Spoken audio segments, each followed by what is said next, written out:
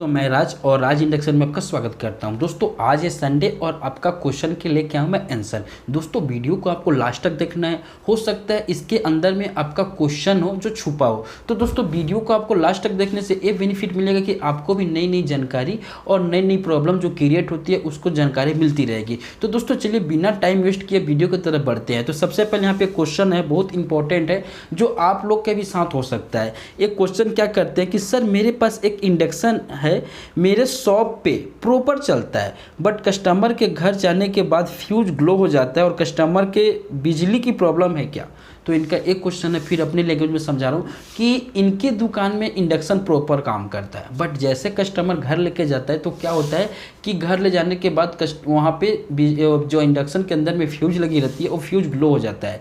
यानी इंडक्शन का fuse glow होना 80% IGBT शॉर्ट होना। अगर IGBT शॉर्ट हो जाता है तो इसका क्या आंसर है मैं दे रहा हूँ। सबसे पहले आप कस्टमर को बोलिए कि जो पावर सॉकेट आप देखते हो हमारे इंडक्शन के यूज करने के लिए, हम जितने सारे इंडक्शन यूज करते हैं तो उसको यूज करने के लिए 16 एम्पियर का हमको पावर सॉकेट चाहिए। बहुत कोई क्या करता है जो 6 एम्पियर का होता है वो पावर सॉकेट में यूज करता है। यूज तो अच्छा कुछ दिन चलता है, बट क्या होता है पावर सॉकेट के अंदर स्पार्किंग होने लगती है। तो अगर इंडक्शन आपका स्पार्किंग करेगा यूज होते हुए तो करंट उसको कम ज़्यादा मिलेगा। अगर करंट कम ज़्यादा मिलेगा तो क्या होता होगा कि आपका IGBT शॉर्ट होने की चांस रहती है। तो कस्टमर को आपको बोलना पड़ेगा कि पावर सॉकेट को चेंज कराइए, और 100% श्योर हूँ मेरे साथ भी ऐसा प्रॉब्लम है कि वो जो पावर सॉकेट चेंज कराएंगे तो कभी प्रॉब्लम नहीं आएगा। ओके, फिर एक क्वेश्चन की तरफ बढ़ते हैं, और ये भी इंपॉर्टेंट क्वेश्चन है कि बरसात के दिन में आपको भी ये प्रॉब्लम सताती है, तो इसको गौर से आपको देखना और समझना है। सबसे पहले क्या क्वेश्चन है कि एक फिलिप्स का इंडक्शन है HD 4928, उसमें सब कुछ ठीक है, बट जैसे ही लाइट देते हैं तो कोई भी स्विच काम नहीं करता है। पैनल में लाइट भी आती है बट काम नहीं करता है, और न्यू लगाने पर भी काम नहीं करता। ठीक है, तो आपको मैं बता देता हूँ कि फिलिप्स का 2 इंडक्शन बहुत सताता है। कब? बरसात के दिन में। Display control panel. तो कौन कौन से मॉडल है? एक जो मॉडल है 4929 और एक मॉडल है 4928। तो दोस्तों इसमें क्या होता है कि जैसे जैसे बरसात और नमी मॉइस्चराइजर आते हैं तो स्विच काम नहीं करता है। तो स्विच नहीं काम करता, आप मान लो न्यू स्विच भी रिप्लेसमेंट करोगे तभी काम नहीं करता है। तो प्रॉब्लम कहाँ से क्रिएट होती है? तो उसके लिए आपको क्या करना पड़ेगा? प्रॉपर रिपेयर करने के लिए जितने सारे माइक्रो स्विच हैं और LED डिस्प्ले जिसमें वाटेज शो होती है, टाइमिंग शो होती है, उसको आपको बाहर निकालना पड़ेगा। बाहर निकालने के बाद प्रॉपर उसको गर्म जो पानी करके उसको वॉश करना पड़ेगा। गर्म पानी वॉश करने से ये बेनिफिट होती है कि जितने सारे मॉइस्चराइजर होते हैं पूरी खत्म हो जाता है। और वॉश करने के बाद कम से कम आपको अगर धूप आता है तो धूप में रखना पड़ेगा, नहीं तो उसको ब्लोअर से हीट करना पड़ेगा। अगर आप ऐसे करते हो, अगर उसके बाद पूरी जितने सारे स्विच है उसको न्यू रिप्लेसमेंट करना पड़ेगा। और रिप्लेस करने के बाद में स्विच से एक पल्स जो स्विच होती है, एक पल्स जाती है एक रजिस्टेंस के माध्यम से, जो आपका 47 के रजिस्टेंस लगा रहता है, उस रजिस्टेंस की वैल्यू को कम करना पड़ेगा। ओके, अगर उस रेजिस्टेंस की वैल्यू 47 के रेजिस्टेंस की वैल्यू को आप 10 ओम भी लगाओगे तो आपका प्रॉपर काम करने लगेगा। लेकिन पहले उसको गर्म पानी से वॉश करने के बाद न्यू स्विच रिप्लेसमेंट करने के बाद में। ओके, फिर एक क्वेश्चन आती है कि सर मेरे पास एक स्काईलाइन का इंडक्शन है, बर्तन सेंस करता है और कट हो जाती है, और EO शो करता है, प्रीसेट 104 का लगा हुआ है, किस लिए कैसे रिपेयर करें? ठीक है, इनका क्वेश्चन है कि मेरे पास एक स्काईलाइन का इंडक्शन है, इसमें क्या होता है मेटल को सेंस करता है, फिर डिस्प्ले में E0 आता है, फिर सेंस करेगा, फिर डिस्प्ले में E0 आएगा। तो इन्होंने क्या किया, जो प्रीसेट 104 का है वो चेंज कर दिया। तो आपको मैं जानकारी के लिए बताता हूँ, हमारे इंडक्शन के PCB में सबसे ज़्यादा प्रीसेट लगने वाला है 501 का, उसके बाद 502 का, उसके बाद 103 का, उसके बाद 203 का, और 104 का भी किसी किसी में लगा रहता है। ओके, तो अधिकतम जो प्रॉब्लम आती है प्रीसेट का वो 501 में आती है। जो 501 प्रीसेट अधिकतम खराब होता है। अगर आपके PCB में 104 का प्रीसेट लगा है तो लगभग वो समझ लो वो प्रीसेट आपका प्रॉब्लम नहीं करेगा, क्योंकि 100 के रेजिस्टेंस हो गया, तो 100 के रेजिस्टेंस बहुत कम ओपन होता है। ओके, तो एक जो प्रॉब्लम है आपका, जो कैपेसिटर 1200 वोल्ट का देखते हो, जो क्या होता है जो हमारे कॉइल के दोनों पॉइंट से लगा रहता है, उसमें प्रॉब्लम आती है, क्योंकि वो करंट बनाने का हाई फ्रीक्वेंसी पे काम करता है कैपेसिटर। तो आपको क्या करना पड़ेगा, कैपेसिटर को चेंज करना पड़ेगा। कौन से कैपेसिटर? 0.30 इकोफैराड 1200 वोल्ट की। ओके, फिर आगे बढ़ते हैं क्वेश्चन की तरफ में। एक Prestige PIC zero plus induction है। इंडक्शन स्टार्ट होने के बाद डिस्प्ले में 1300 वाट शो हो रहा है एंड कुछ सेकेंड अंदर E8 शो कर रहा है।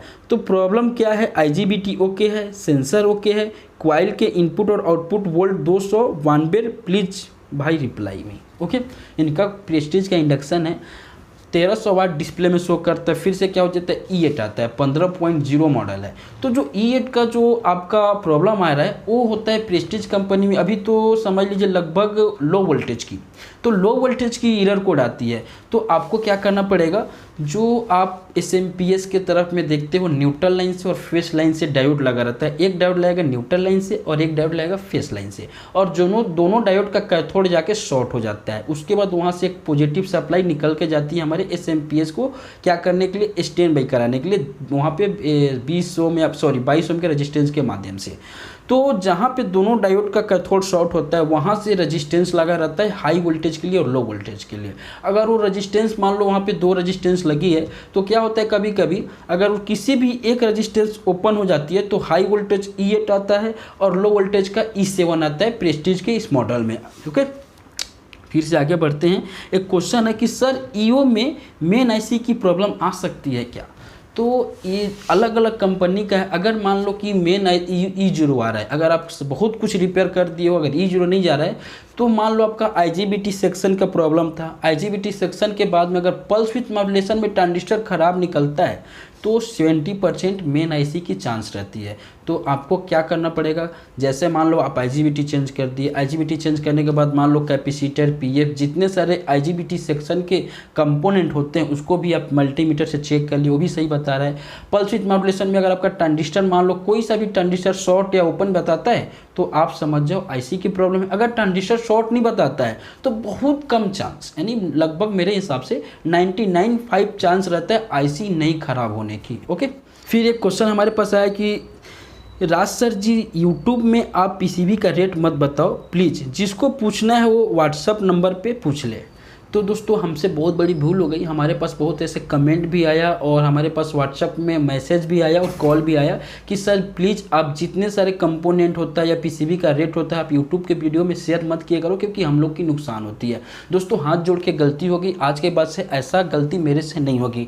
अब दोस्तों आपको जानकारी के लिए बता देता हूँ कि अगर आप टेक्नीशियन हो, अगर आप मैकेनिक हो, या आप हमसे सामान मंगाते हो या हमारा ऑनलाइन कोर्स को ज्वाइन किए हो, तो आपको ही क्या होगा, हमारा प्राइस लिस्ट एक तैयार किया हूँ PDF फाइल जैसे। उसमें क्या हुआ है कि जितने सारे इंडक्शन के स्पेयर पार्ट्स हैं, जो रेट अभी चल रहा है, मान लो आपको पता होगा टेक्नीशियन हो तो कम से कम हर प्रोडक्ट के ऊपर, हर कंपोनेंट के ऊपर में 10 से 5% की बढ़ोतरी हो गई है। तो उसी हिसाब से हमारा प्राइस लिस्ट तैयार हो गया है। अगर आप प्राइस लिस्ट को देखना चाहते हो तो अगर आप नए हो, हमारे साथ नए कस्टमर जुड़ना चाहते हो तो क्या करना पड़ेगा, आपको दुकान का कार्ड या आपका दुकान का नाम या फोटो दुकान की, उसको आपको मेरे व्हाट्सएप पे सेंड करना पड़ेगा, तब भी जाके मैं आपको प्राइस लिस्ट का पिक दूंगा। ओके, और दोस्तों मान लो कि अगर आप मेरे से सामान मंगाते हो तो पूरी डिटेल्स उसमें बता दिया हूँ कौन कौन से कंपोनेंट मेरे पास है। लगभग 80% हमारे पास छोटी से बड़ी कंपोनेंट अवेलेबल हो गई है। ओके, फिर आगे बढ़ते हैं क्वेश्चन के तरफ में। एक और क्वेश्चन है कि राज भाई मेरे एक जापान का इंडक्शन है, प्रॉब्लम E6 का एरर आ रहा था,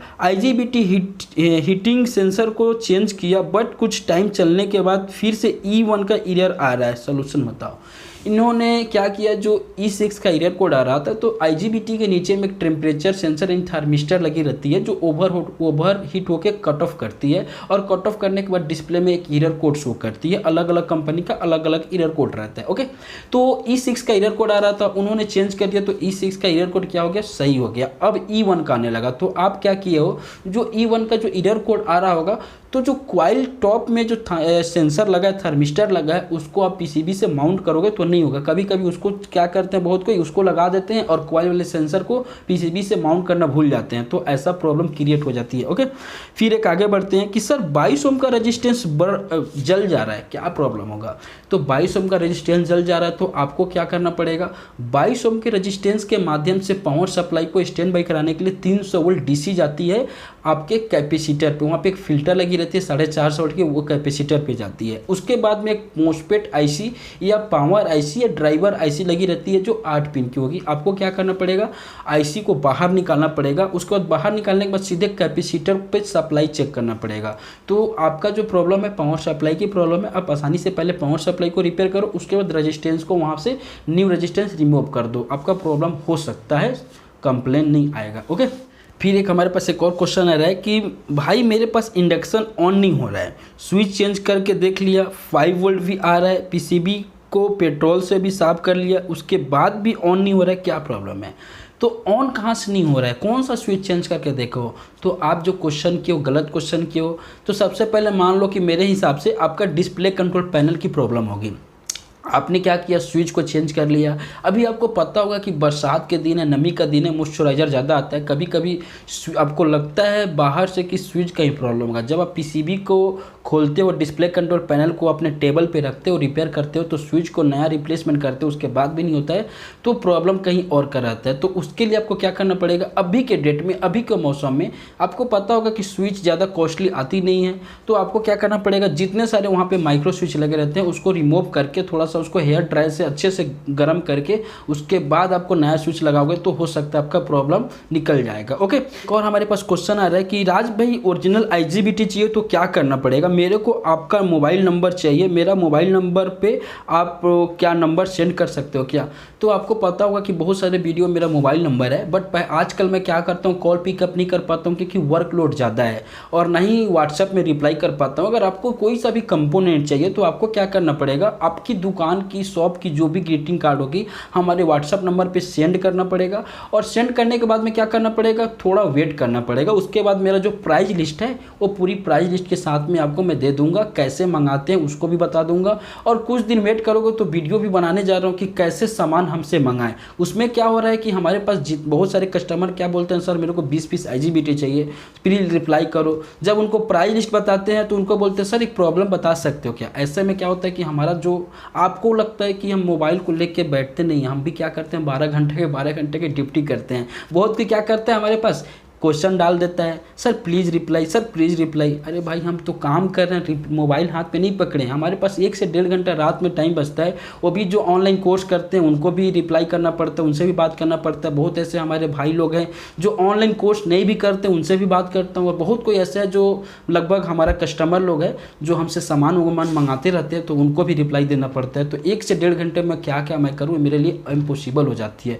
तो आपको थोड़ी दिन वेट करो, जैसे लोड मेरे पास वर्कलोड कम हो जा रहा है तो आपको मैं जरूर रिप्लाई करूंगा। तो दोस्तों आज की वीडियो इतना ही थी। और अगर आपको दोस्तों थोड़ी सी वीडियो मान लो मेरी गलती अगर नज़र आती होगी तो आप मेरे को बताओगे, तो गलती को धीरे धीरे सुधारने की कोशिश करूंगा। तो आज की वीडियो देखने के लिए दिल से धन्यवाद। अगर आपका जितना भी क्वेश्चन होता है फिर से मैं अगले संडे को मिलते हैं दोस्तों। तो आज के लिए वीडियो देखने के लिए दिल से धन्यवाद।